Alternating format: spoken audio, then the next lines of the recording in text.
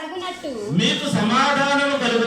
ఈ మాటలు మీతో చెప్పుచున్నాను. లోకములో మీకు శ్రమలు కలుగును. అయినను ధైర్యం తెచ్చుకొనుడి. నేను లోకమును జయించి ఉన్నాను. దీనికి బెస్ట్ ఎగ్జాంపుల్ చెప్తాను. క్రికెట్ ఎంతమంది తెలుసు? బాగా క్రికెట్ ఎంతమంది తెలుసు? మన గెలిచింది క్రికెట్ ప్రపంచ T20. దాంట్లో 3 మ్యాచ్లు పెడతారు అనుకో. 3 మ్యాచ్లు, వన్డే టెస్ట్ మ్యాచ్ కానీ వన్డే మ్యాచ్ కానీ 3 మ్యాచ్లు పెడితే 2 గెలిచేసినారు అనుకో. ఒక టీం 2 గెలిచేసింది, ఇంకొక టీం ఇంకొక ఆట ఆడాల. అది గెలిచినా ఓడినా తప్పే ఒకసారి 2 గెలిచిన వాళ్ళకే. అది ఆడేది ఎందుకు? ఆడాలి కాబట్టి. నామకా వేస్తే ఆడాల్సిందే. అప్పుడు ఏం చేస్తారు? కొత్త వాళ్ళని కూడా, ప్రాక్టీస్ లేని వాళ్ళని కూడా దాంట్లోకి ఎంటర్ చేస్తారు. మీరన్నా ప్రాక్టీస్ మ్యాచ్లు ఆడిట్టుండాలి, మీకు ఆడండి అని పెడతారు. ఈరోజు అదే వాక్యం మనకు వర్తిస్తారు. మన యేసుక్రీస్తు ప్రభువు వారు మ్యాచ్ విన్ అయిపోయినాడు, లోకాన్ని జయించినాడు. ఈరోజు మనం ఓడిపోయినా గెలిచిన తప్పు మనకే. ఈ విషయాన్ని మనం జ్ఞాపకం చేసుకోవాలి. నీ వైఖరి ఎలా ఉండాలి అనేది. ఆశావాహులు ఓడిపోతారంట దీంట్లో. దీని ప్రకారం చూస్తే ఆశ కలిగిన వాళ్ళు ఓడిపోతారంట. అంటే పాజిటివ్ థింకింగ్ ఉన్నప్పుడు ఓడిపోతారని చెప్తున్నారు నేను. ఎందుకంటే ఒక ఆయన యుద్ధం లేకపోయిన తర్వాత, యుద్ధ ఖైదీగా పట్టుబడిన తర్వాత ఆయనకు 8 సంవత్సరాల తర్వాత రిలీజ్ అయినప్పుడు ఆయన సన్మానం చేస్తే ఆయన చెప్పిన మాట ఏమంటే, మేము రేపే వదిలిపెట్టేయాలా, మేము రేపే విడుదల కావాలా, మా దేశంలో మనం విడిపించుకోవాలా అనుకునే వాళ్ళు చచ్చిపోయినారంట. ఎప్పటికైనా కానీ ఏదో ఒక రోజు బయటపడతారు అనుకున్నాడు మాత్రమే బతికినాడు. అంటే ఒక స్టెబిలిటీ, ఒక స్థిర విశ్వాసము, ఒక మొండి వైఖరి. అందుకోసమనే సమస్యలు వచ్చినప్పుడు నీ వైఖరి ఏంటి? నువ్వు దేవుని పైన ఆధారపడుతున్నావా?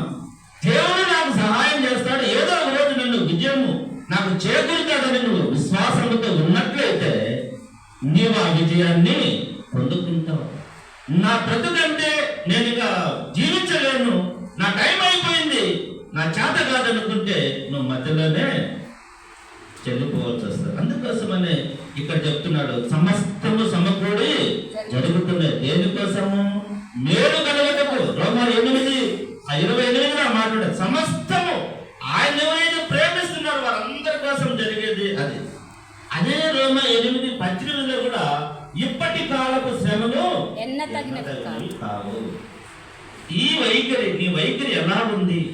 ఈరోజు నువ్వు ఈ సమస్యలను ఎలా బయటపడగలవని నీ వైఖరి, అంటే నీ పరిస్థితి ఎలా ఉంది, వాటిని నువ్వు పాజిటివ్గా తీసుకుంటావా, నెగిటివ్గా తీసుకుంటావా, తిరిగి వెనకకి వెళ్ళిపోతావా? ఈ దినాలలో అనేక మంది గర్వాక్స్ అయిపోతున్నారు తెలుసా? ప్రపంచవ్యాప్తంగా క్రైస్తవులు వాళ్ళ హింసలు తట్టుకోలేక గర్వాక్స్ అయిపోతున్నారు. కానీ దేవుని వాక్యం చెప్తాను, నేను లోకాన్ని జయించినాను, మీరు ఓడిపోయినా మీకు జీవ కిరీటం వస్తుంది అనేది ఒకటి ఉంది. ఈరోజు ఆ జీవ కిరీటం కోసం నువ్వు ఎదురు చూస్తా ఉన్నట్లయితే ఇప్పుడు పెట్టే శ్రమలు నువ్వు వాటిని లెక్కలేకి తీసుకో. మరి వాళ్ళు ఆ హింస కలిగినప్పుడు, ఆ యెరూషలేములో సంఘానికి హింస కలిగినప్పుడు వాళ్ళు ఎలా వెళ్ళారంటే, వాళ్ళు ఇది మహానందం అని ఎంచుకొని వాక్య పరిచయం చేసుకుంటూ వెళ్ళిపోయినారు, సువార్త ప్రకటించుకుంటూ వెళ్ళిపోయినారు. అంటే విస్తరించబడుతుంది, కానీ శ్రమలలో కూడా దేవుని మహిమపరిచే స్థితిలో మనం ఈరోజు ఉండాలనేది ఈ ఇన్గ్రామ్ గారి యొక్క ఉద్దేశం. ఈయన అనేక పుస్తకాలు రాసి అనేక మంది ఈ శ్రమలలో ఎలా తట్టుకోవాలో, నువ్వు దేవుని వైపు చూస్తున్నావా, దేని వైపు చూస్తున్నావని మరి ఆయన ఈ పుస్తకాన్ని ప్రింట్ చేసి ఈ రోజున మరి సంఘ పెద్దలు కానీ, క్రైస్తవులు కానీ, విశ్వాసులు కానీ, మరి సేవకులు కానీ నీ వైఖరి దేవుని వైపు మార్కో. నీ పరిస్థితి నువ్వు నెగిటివ్గా నువ్వు వెళ్లకుండా ముందుకు వెళ్ళడానికి ప్రయత్నం చేయనేది ఈ వైఖరి. దాన్ని బట్టి నువ్వు ఇటు వెళ్ళాలన్నా అటు వెళ్ళాలన్నా అనేది. అందుకోసమనే ఒక మాట ఉన్నది మరి 24 సామెతల గ్రంథం